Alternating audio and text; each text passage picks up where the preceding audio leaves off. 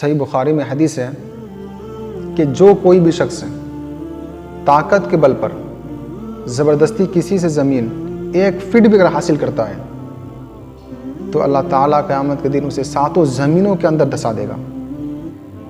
اور آج افسوس کی بات تو یہ ہے کہ آج پڑھے لکھے لوگ یہ کام کر رہے ہیں، جس کے اندر قرآن و حدیث کا علم ہے۔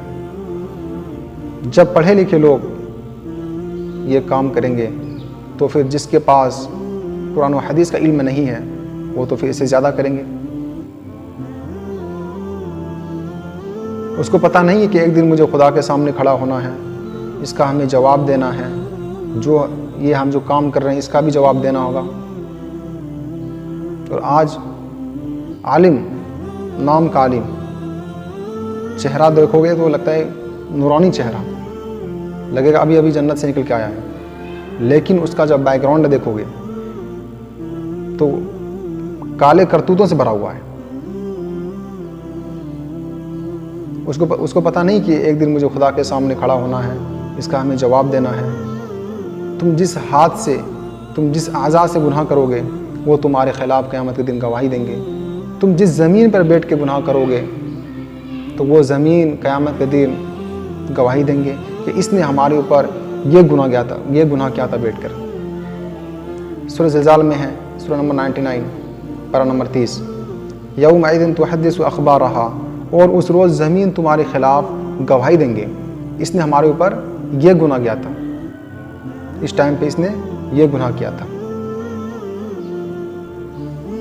اور آج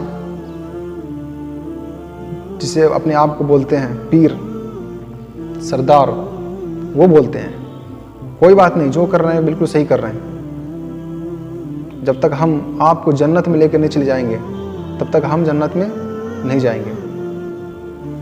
سورہ بقرہ سورہ نمبر 2 آیت نمبر 48 کے اندر ہے کہ ڈرو اس دن سے جب کوئی کسی کا ساتھ نہیں دے گا، کوئی کسی کا مدد نہیں کرے گا،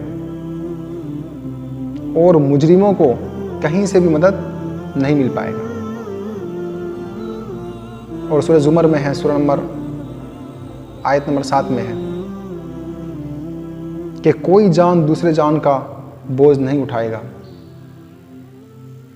جب پڑھے لکھے لوگ یہ کام کر رہے ہیں تو پھر ظاہر سی بات ہے جس کے اندر قرآن و حدیث کا علم نہیں ہے وہ تو پھر اسے زیادہ کریں گے۔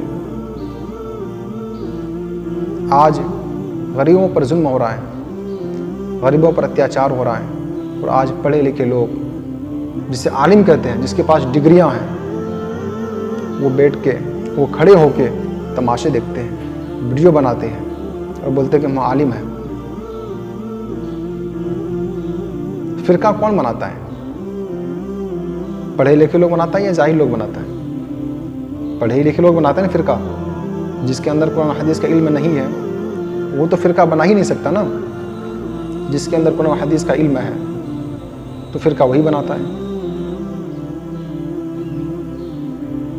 اور میں یہ سمجھتا ہوں کہ یہ سارا ذمہ دار آج کل کا عالم ہے، کیونکہ جس کا اندر قرآن و حدیث کا علم نہیں ہے اور جس کے اندر قرآن و حدیث کا علم ہے، جس طرح کا وہ جو کام کر رہے ہیں ایک عالم، اور جس کے اندر ایک علم نہیں ہے، جس طرح عالم کرتا ہے اسی طرح جاہل بھی کرتا ہے۔ وہ تو یہی کہیں گے نا کہ ہمارا عالم، ہمارا بڑے عالم صاحب ہیں، وہ یہ کام کر رہے ہیں تو ہم بھی تو وہی کام کر رہے ہیں۔ تو اس کا ذمہ دار کون ہوا؟ عالم ہوا۔ تو میرے بھائیوں، کوئی بھی کام کرو یا کچھ بھی بولنے سے، کچھ بھی کرنے سے پہلے سوچو